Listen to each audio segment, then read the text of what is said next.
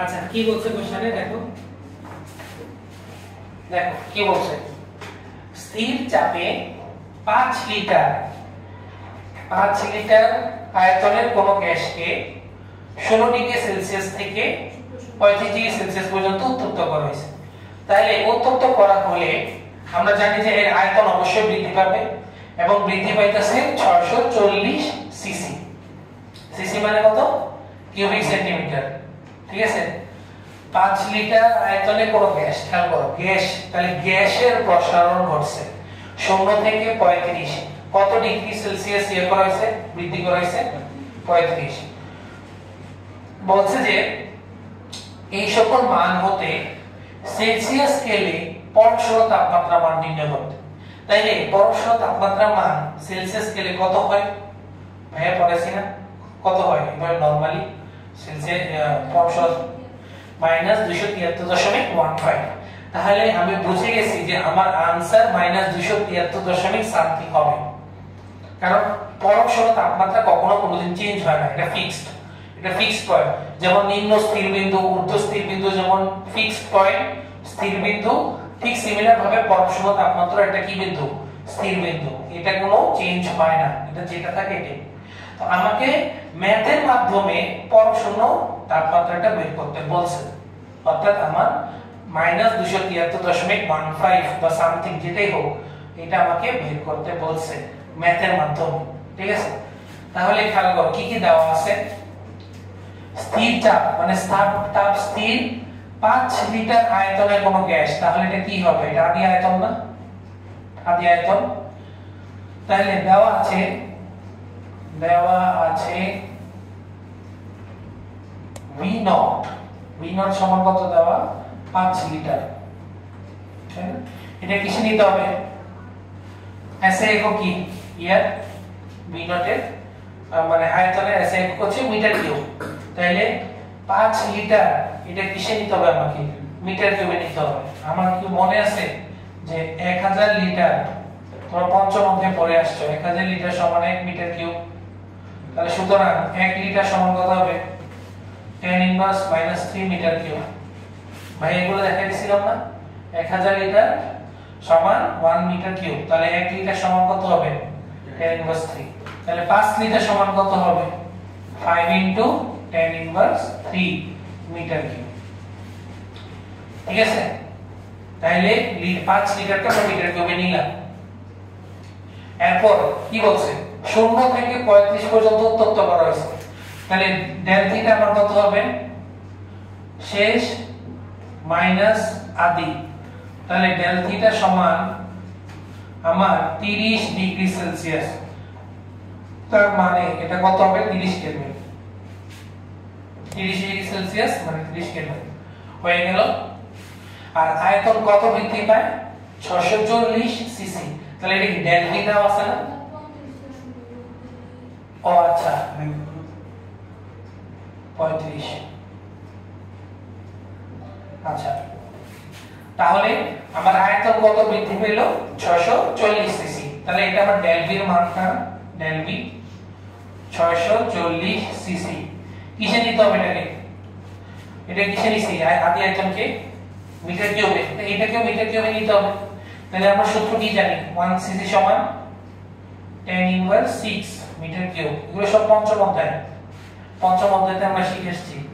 তাহলে এটা সমান কি লেখা যায়, 640 tan ইনভার্স 6 মিটার কিউব। না বুঝলে ভাইকে বলো।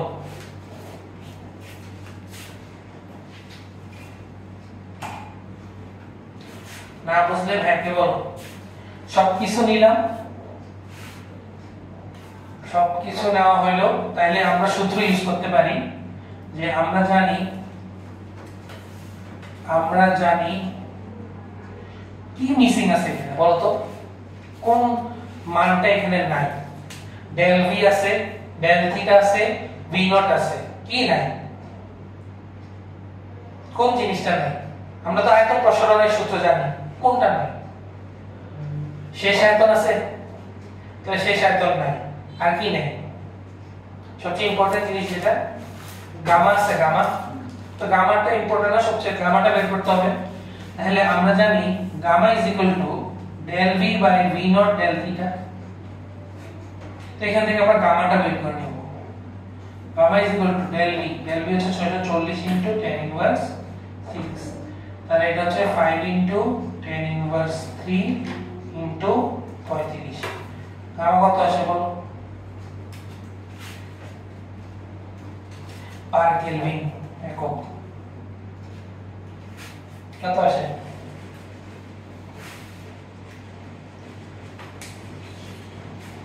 ক্যালকুলেটর কই? হ্যাঁ 3.65 into tan inverse 3 per kelvin. তো এটা আমরা বুঝতে পারবো, গামা চলে আসছে।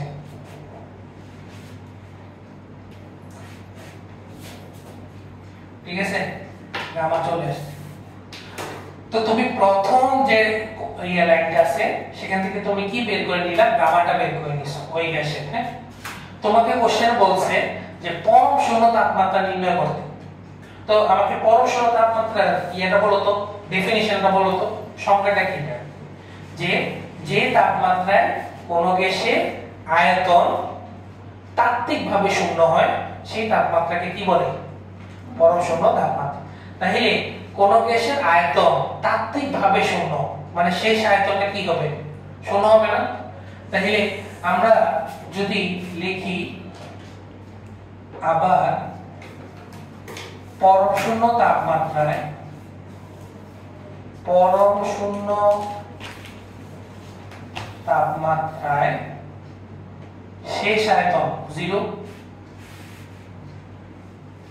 শেষ আয়তন 0,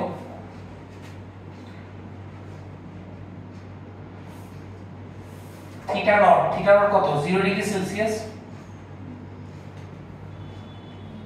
তাহলে আমাকে বের করতে বলছে যে খেয়াল করো পরম শূন্য তাপমাত্রার মান বের করতে বলছে।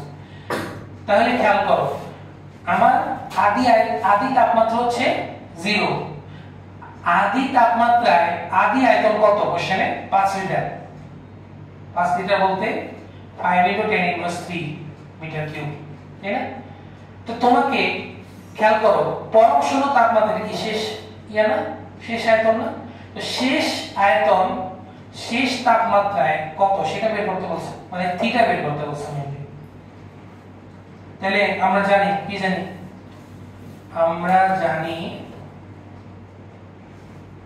V is equal to V naught 1 plus gamma del theta, এটা আমরা জানি।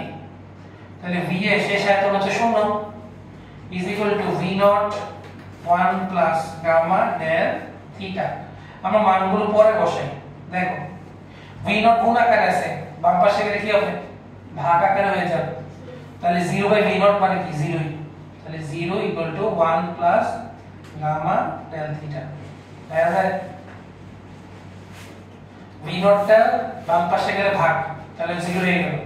+1 বাম পাশে গেলে -1 gamma del theta, বা del theta সমান কি লেখা যায়? -1/gamma। ভাই একটু পাশে লিখি, বা del theta সমান মানে কি? শেষ মাইনাস আদি।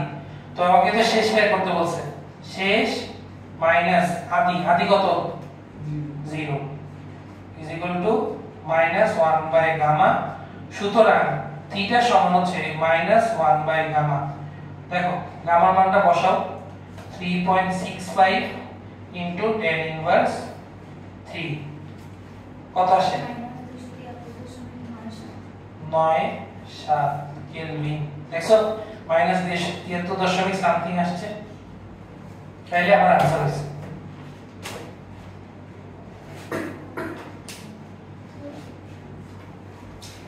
না বুঝলে ভাইকে বল কোন জায়গাটা বুঝাই।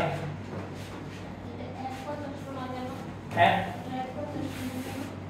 1.5 আসলো না, কারণ আমার ডেটা দেওয়া এই সকল মান থেকে বের করতে বলছে। তাহলে ডেটা গুলো ইউজ করে আমি এটা পেয়েছি। আর এখানে তো 3.65 আরো আছে না সংখ্যা, আমি তো পুরোটা লিখিনি, 2 ডিজিট নিছি। দশমিকের পরে আরো অনেক ডিজিট আছে, 2 ডিজিট নিয়ে কাজ করছে, এজন্য এরকম আসছে।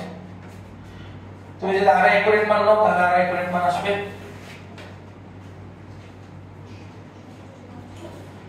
তোমার মোট কথা आंसर -273 সামথিং আসবে, এবং দশমিকের পরে কি আসবে এটা ডিপেন্ড করে তুমি কতটা অ্যাকুরেট মান দিছো। কথা বুঝে গেছে? সাররা দেখবে যে তোমার -273 আসছে কিনা। কথা বুঝে গেছে? তো খুবই সুন্দর একটা ম্যাথ ছিল এটা। তাইলে আমাদের কি কি প্রসারণ শেষ হলো? কঠিন তরল গ্যাস, গ্যাসও কিন্তু একটা ম্যাথের মাধ্যমে দেখাই দিয়েছে। ঠিক আছে, তাহলে তিনটা প্রসারণ আমাদের শেষ। এরপরে আজকে আমরা যেটা নিয়ে আলোচনা করব সেটা হচ্ছে পানির ব্যতিক্রমী প্রসারণ। আজকে হেডলাইন আমরা পানির ব্যতিক্রমী প্রসারণ নিয়ে আলোচনা করব।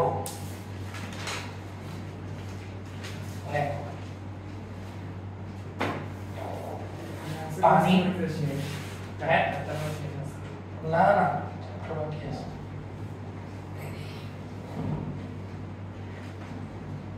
আরো 2-3 ক্লাস লাগবে। দেখো, পানির ব্যতিক্রমী প্রসারণ আজকের টপিক, পানির ব্যতিক্রমী প্রসারণ। পানির ব্যতিক্রমী প্রসারণ দেখো,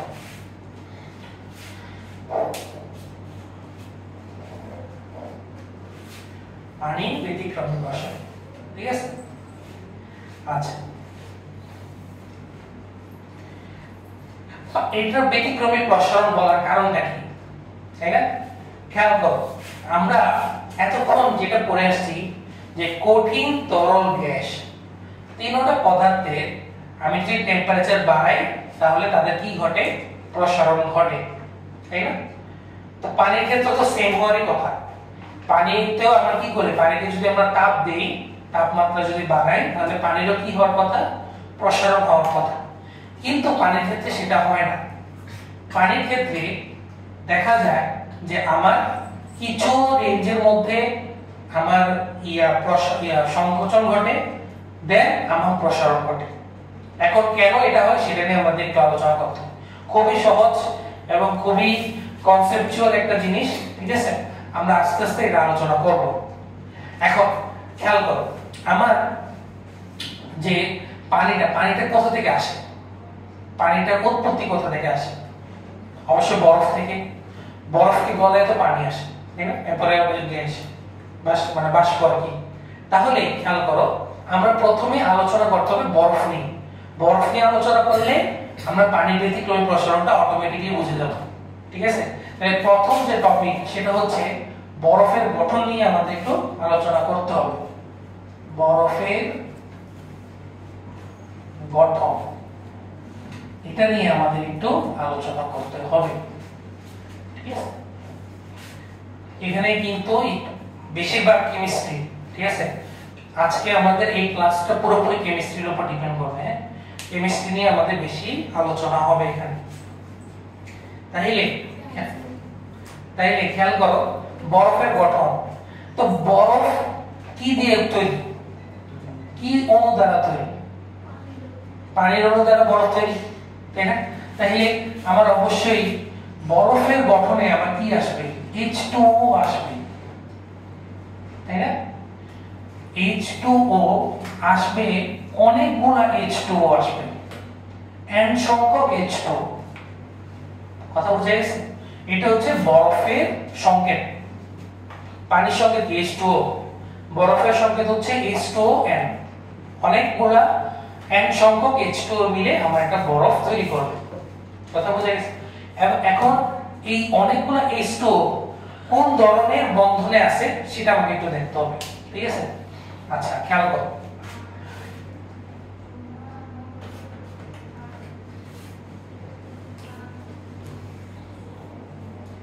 তোমরা ভাইয়ের সাথে সাথে ক্লাস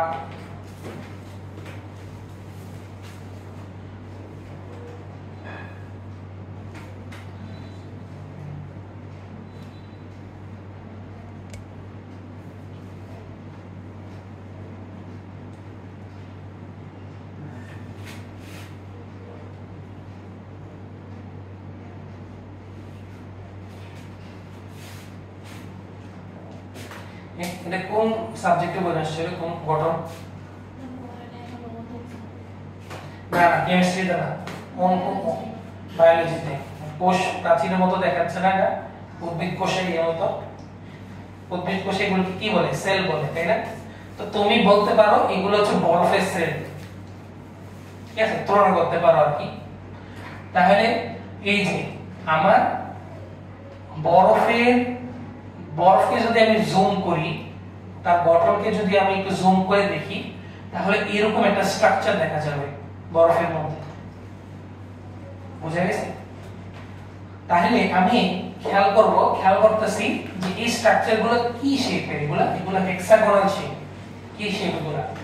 হেক্সাগোনাল বা বাংলায় বলে ষড়ভুজাকার, 6 বাহু বিশিষ্ট একটা গঠন। এখানে কয়টা বাহু? 1 2 3 4 5 6, 6 বাহু বিশিষ্ট একটা কি গঠন, হেক্সাগোনাল শেপ। তাহলে আমরা কি বলতে পারি? আমরা বলতে পারি যে বরফের গাঠনিক আকৃতি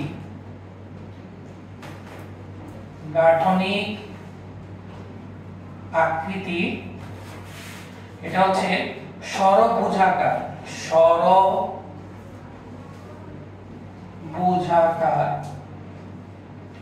বা এটাকে আমরা কি বলি?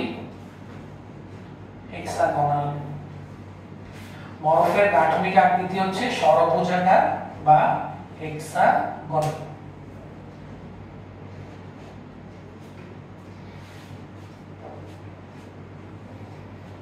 হেক্সাগোনাল 6 বাহু বিশিষ্ট একটা গঠন, ঠিক আছে। আচ্ছা, এরপর আমরা করব কি? এই যে স্ট্রাকচারটাকে আমরা আরো জুম করব। জুম করলে আমি একটা, মনে করেন এটা একটা সেল, কোষ, এটা নিয়ে আমরা একটু দেখবো। হ্যাঁ, আমি যখন এটাকে আরো জুম করব তখন আমি এরকম একটা স্ট্রাকচার দেখবো। দেখো আমার সাথে সাথে চিত্রটা উঠাও। হ্যাঁ, সাথে তুলতে পারো, নিচে তুলতে পারো, সমস্যা নেই। তাহলে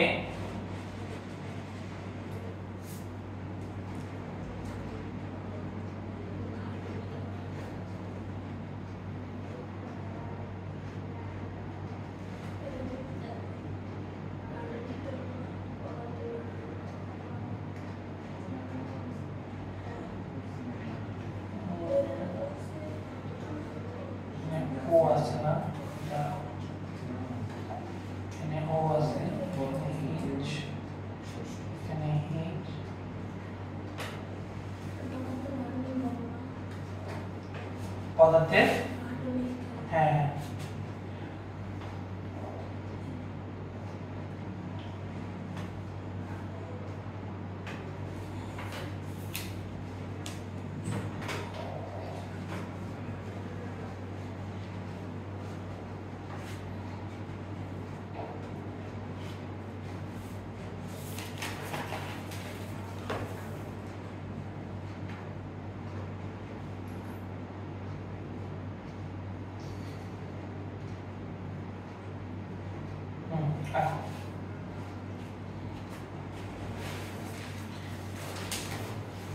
দেখো ষড়ভুজাকার হয়েছে কিনা।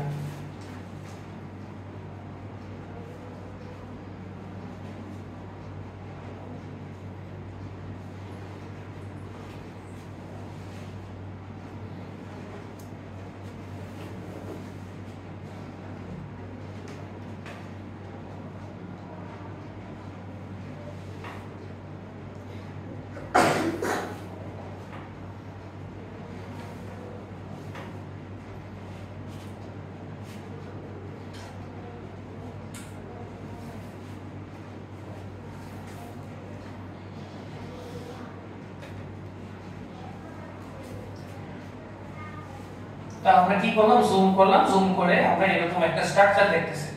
তাহলে দেখো এটা একটা ষড়ভুজাকার হলো কি, মাঝখানে দেখো, মাঝখানে কিন্তু কিছু নাই, তাহলে মাঝখানে আমরা এটা ফাঁকা স্থান, মাঝখানে আমরা এটা হচ্ছে ফাঁকা স্থান, ফাঁকা স্থান মানে খুবই কম পরিমাণে আছে, থাকলে কিছু পরিমাণ পানি থাকতে পারে, কিন্তু বেশিরভাগ জায়গায় আমরা এখানে ফাঁকা, ঠিক আছে, ফাঁকা স্থান। এবং খেয়াল করো এই স্ট্রাকচারটা যদি আমি দেখি বরফের, তাহলে আমরা কয় ধরনের বন্ধন দেখতেছি এখানে। বন্ধন কয় ধরনের? কেমিস্ট্রিতে বলে আসছো বন্ধন হচ্ছে 4 ধরনের। আয়নিক বন্ধন, সমযোজী বন্ধন, এরপর কি ধাতব বন্ধন, দেন হচ্ছে হাইড্রোজেন বন্ধন আছে। তরলের কথা তো 4 ধরনের বন্ধন আছে, মেইনলি 4 ধরনের। কি কি? আয়নিক, সমযোজী, ধাতব, আর এটা কি হাইড্রোজেন বন্ধন। আরো আছে ভ্যান্ডারওয়ালস বন্ধন, ঠিক আছে। এরপরে তোমার পোলারাইজেশনের কিছু বন্ধন আছে, ঠিক আছে। পোলার বন্ধন আছে। তো এইগুলা পরে তোমাদের যখন আরো বড় হবে তখন আরো শিখবা। তো আমরা আপাতত 4 ধরনের বন্ধনের কথাই জানি, তাই না? খেয়াল করো, আমাকে বলো এখানে কি কি দেখতে পাচ্ছ? এই যে এটা কি পানির অণু না? H2O। এটা কি পানির অণু না? H2O। এটা কি পানির অণু? H2O। এটা কি H2O। এটা H2O। এটা কি H2O। কথা বুঝা গেছে? তাহলে এই যে গোল করে যেগুলো করছে এগুলো হচ্ছে পানির অণু। এবং পানির অণুর মধ্যে কি ধরনের বন্ধন থাকে? পানির মধ্যে তোমরা পড়ো না এখনো কেমিস্ট্রিতে? পানির মধ্যে কি ধরনের বন্ধন থাকে? পানির মধ্যে সমযোজী বন্ধন থাকে, ইলেকট্রন শেয়ার করে। এখানে অক্সিজেন হাইড্রোজেনের সাথে এখানে ইলেকট্রন কি করবে? শেয়ার করবে। তো শেয়ারিং যেহেতু করে, যে বন্ধনে ইলেকট্রন শেয়ারিং ঘটে সেই বন্ধনকে আমরা সমযোজী বন্ধন বলি। তাহলে এই যে পানির অণুর মধ্যে কি থাকবে? আমার সমযোজী বন্ধন থাকবে।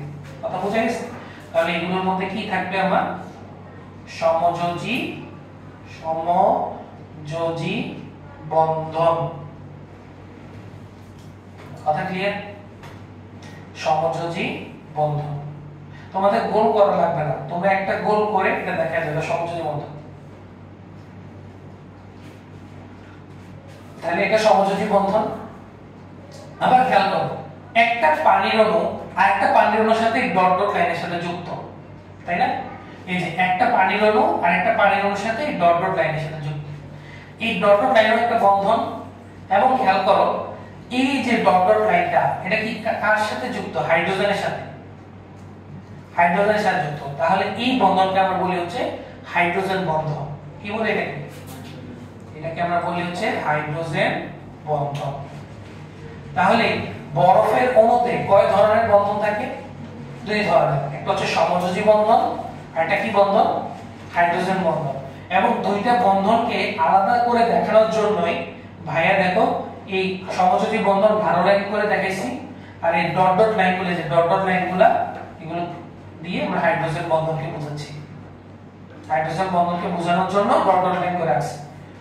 কথা বুঝা গেছে? যাতে কনফিউশন না হয়। আচ্ছা, গেল এটা। এবার তুমি কি করবা? তুমি অবশ্যই বরফ থেকে পানিতে রূপান্তর করতে হবে তোমাকে। তাহলে বরফকে কি করবে? না তাপ দেওয়া লাগবে না? আচ্ছা, আমি তাপ দিই। মনে করে এখান থেকে আমরা তাপ দিচ্ছি, তাপ প্রদান,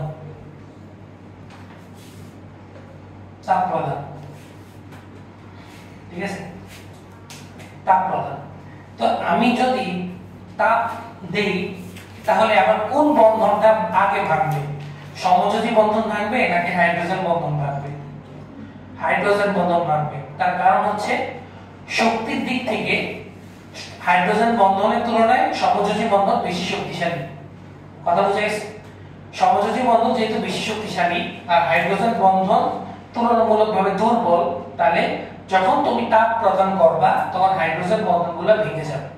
অর্থাৎ এই যে বন্ধনগুলা, এগুলা ক্রস ভেঙে গেল, ক্রস ভেঙে গেল, ক্রস ভেঙে গেল, ভেঙে গেল,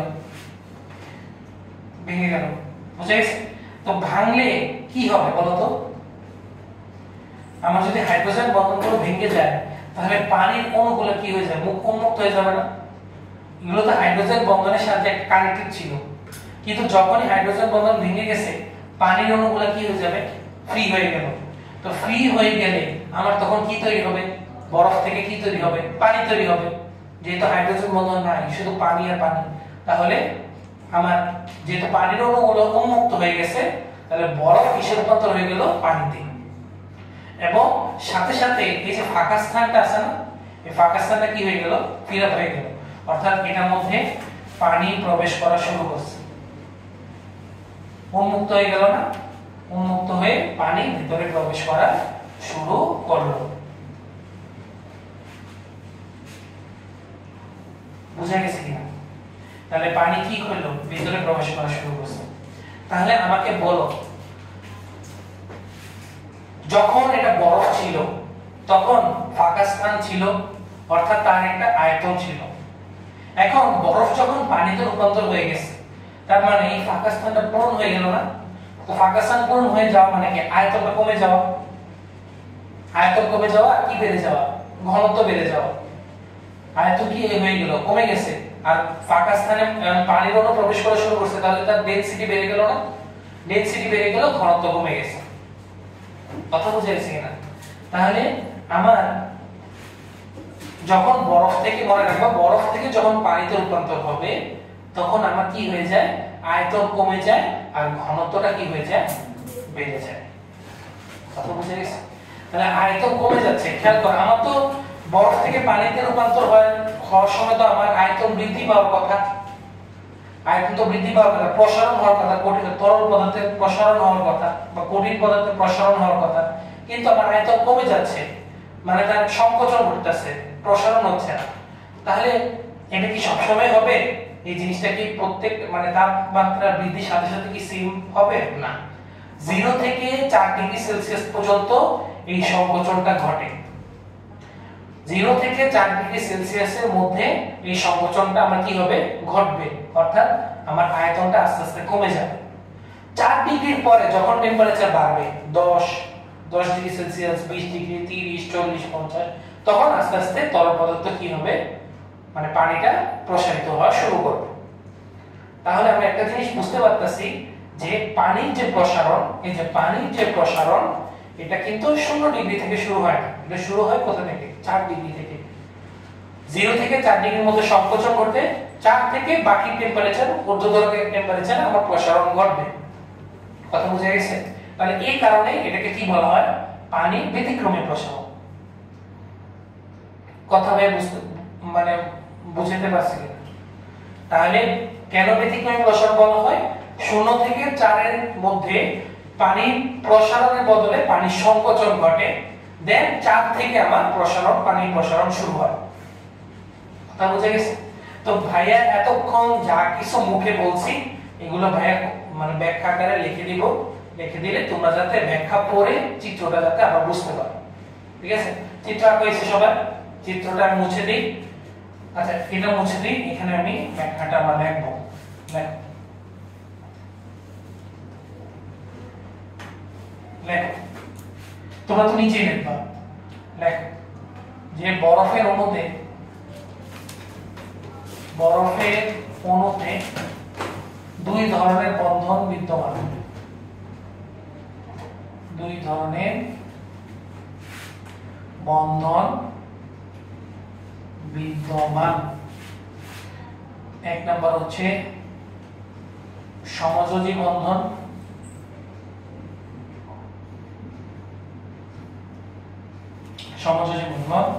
সমযোজী বন্ধন হচ্ছে পানির অণুর মধ্যকার বন্ধন।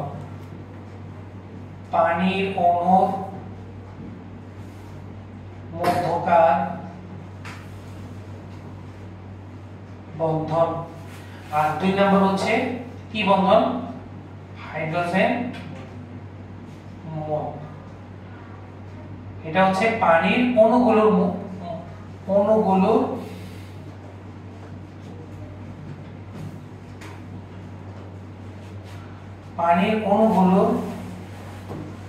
সংযোগ বন্ধন।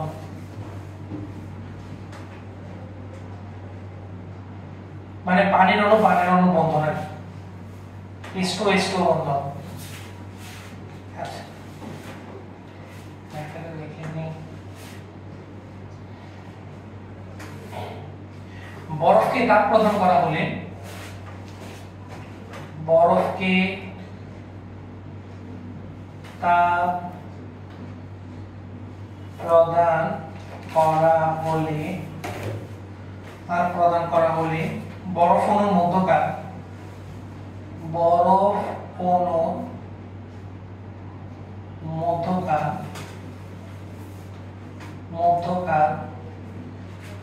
হাইড্রোজেন বন্ধন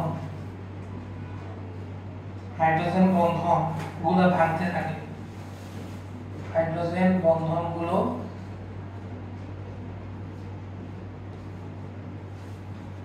ভাঙতে থাকে, ফলে বিপুল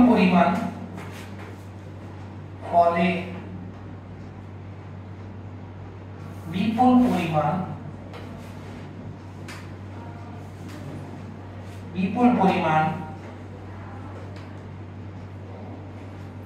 পানির অণু মুক্ত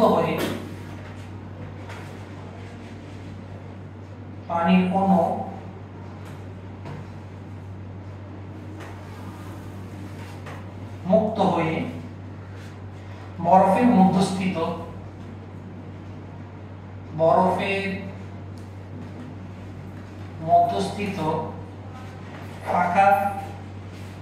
ফাঁকা স্থান পূরণ করতে থাকে।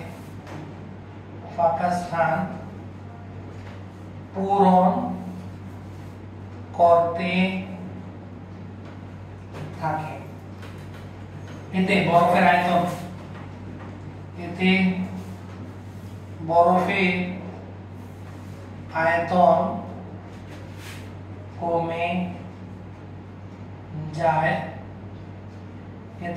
আয়তন কমে যায়। কত ডিগ্রি পর্যন্ত? 4 ডিগ্রি সেলসিয়াস পর্যন্ত বরফের আয়তন কমতে থাকে। ঠিক আছে। বরফ পানিতে রূপান্তরিত হওয়ার সময়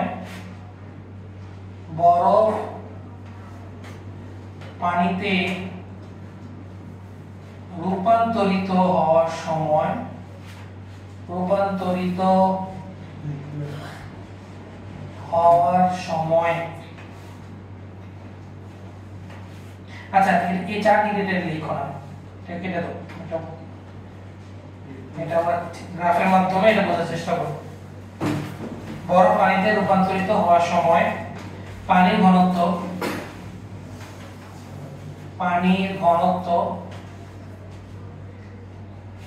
1000 কেজি পার মিটার কিউব এবং বরফের ঘনত্ব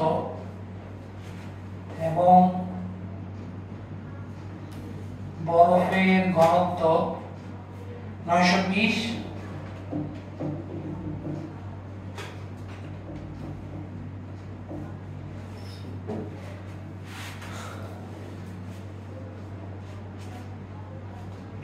পানির ঘনত্ব বরফের ঘনত্ব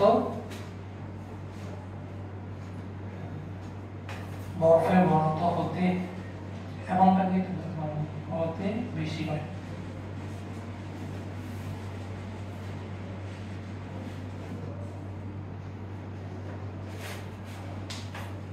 দেখো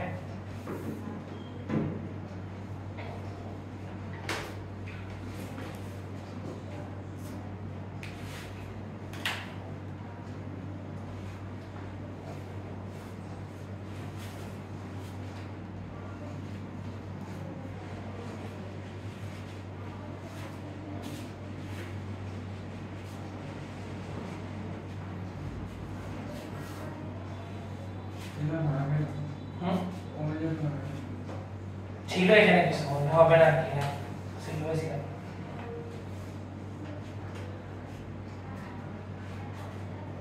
তাহলে খেয়াল করো আয়তন যেহেতু কমতেছে, আয়তন এই যে ফাঁকা স্থান পূরণ হলে আয়তন কমবে, তো আয়তন কমলে ঘনত্ব কি হবে? আস্তে আস্তে বাড়বে। এই কারণে পানির ঘনত্ব দেখো 1000, আর বরফের ঘনত্ব অবশ্যই কম হবে। যেহেতু ফাঁকা স্থান পূরণ হচ্ছে পানির ঘনত্ব অবশ্যই বাড়বে, আর বরফের ঘনত্ব তো কম থাকবে। ঠিক আছে, এই জন্য বলছে যে পানির ঘনত্ব বরফের ঘনত্ব হতে বেশি হয়। কথা বোঝা গেছে? তাহলে আমরা গ্রাফ আঁকতে পারি জিনিসটা।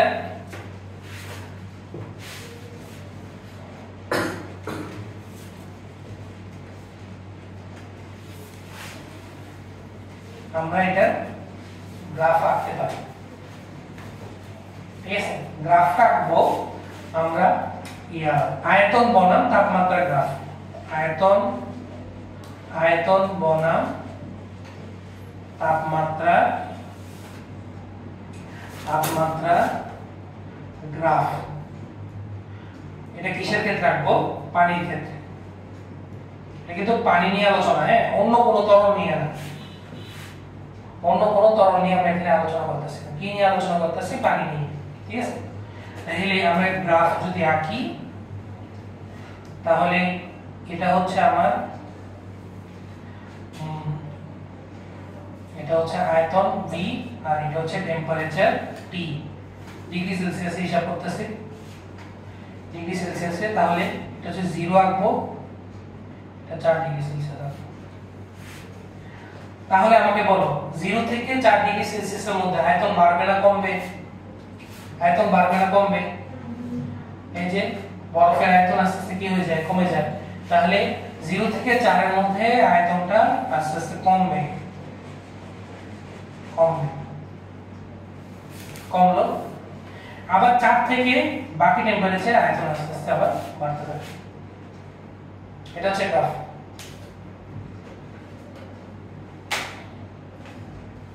ঠিক আছে, তাহলে আমরা কি করতে পারি? তাহলে আমরা ঘনত্ব বনাম তাপমাত্রার গ্রাফ আঁকতে পারি। ঘনত্ব বনাম তাপমাত্রার গ্রাফ, ঘনত্ব বনাম তাপমাত্রার গ্রাফ, ঘনত্ব বনাম তাপমাত্রার গ্রাফ। আমাকে বলো ঘনত্বের সাথে আয়তনের কি সম্পর্ক? সমানুপাতিক না ব্যস্তানুপাতিক? ব্যস্তানুপাতিক। ρ m/v।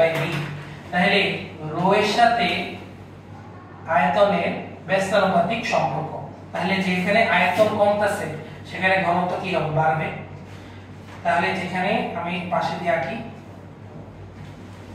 খেয়াল করো, তাহলে এটা হচ্ছে আমার ρ, আর এটা হচ্ছে টেম্পারেচার। ডিগ্রি সেলসিয়াসে আমরা এটা হিসাব করতেছি, ডিগ্রি সেলসিয়াস আমরা হিসাব করতেছি। এখানেও same 0 degree Celsius, 4 degree Celsius. তাহলে যেখানে আমার আয়তন কমতেছে সেখানে আমার ঘনত্ব কি হবে? বাড়তেছে। তাহলে বাড়বে হচ্ছে এরকম, হাইয়েস্ট যাবে 4 ডিগ্রিতে, এবং 4 ডিগ্রি সেলসিয়াসে আমরা যে পানির ঘনত্বটা পাই সেটা হচ্ছে 1000 কেজি পার মিটার কিউব। 4 ডিগ্রিতেই আমরা পানির ঘনত্ব 1000 কেজি পার মিটার কিউব পাবো। 4 ডিগ্রি থেকে কম, যদি মনে করো 2 ডিগ্রিতে ঘনত্ব কত পাবো? 1000 থেকে কম পাবো।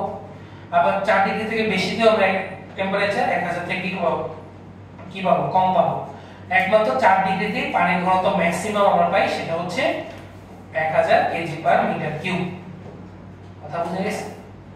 না বুঝলে ভাই একটা বল, শেষ আমাদের পানির ব্যতিক্রম প্রসারণ শেষ।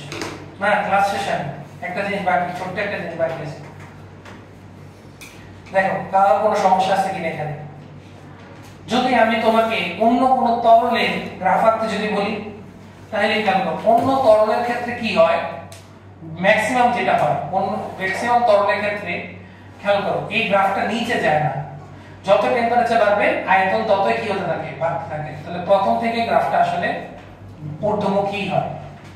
এখানে কোনো ইয়া নেই, স্লোপ নেই, ডাউন স্লোপ নেই, নিচে যায় না গ্রাফটা কি যায়? খালি উপরে যায়।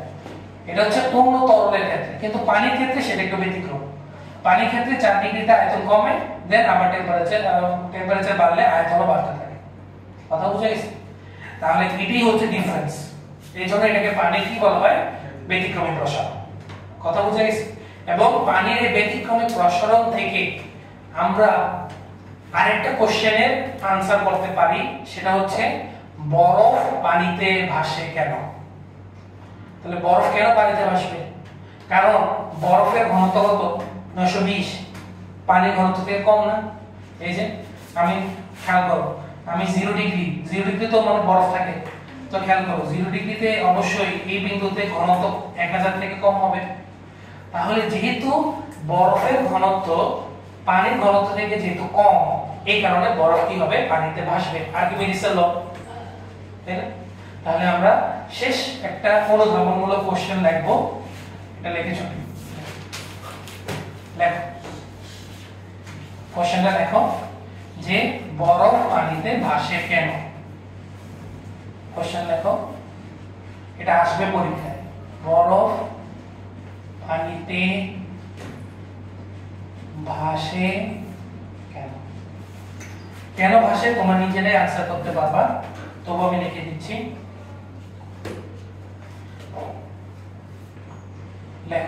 দুই ভাবে ব্যাখ্যা করা যায়, একটা ব্যাখ্যা লেখাচ্ছি। ব্যাখ্যা নাম্বার 1, পানির ঘনত্ব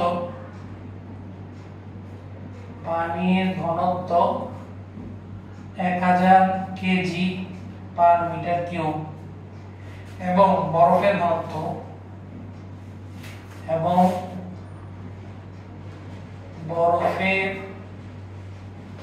ঘনত্ব 920 কেজি পার মিটার কিউব। যেহেতু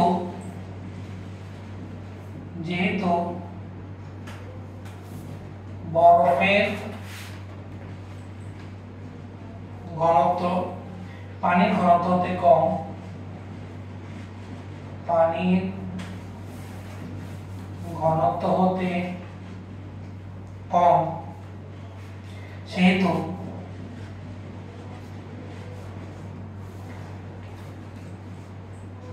বরফ কি হবে, বরফ পানিতে ভাসবে।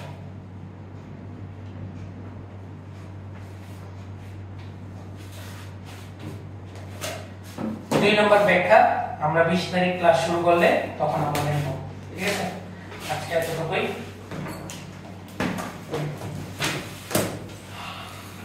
ঠিক আছে? যাদের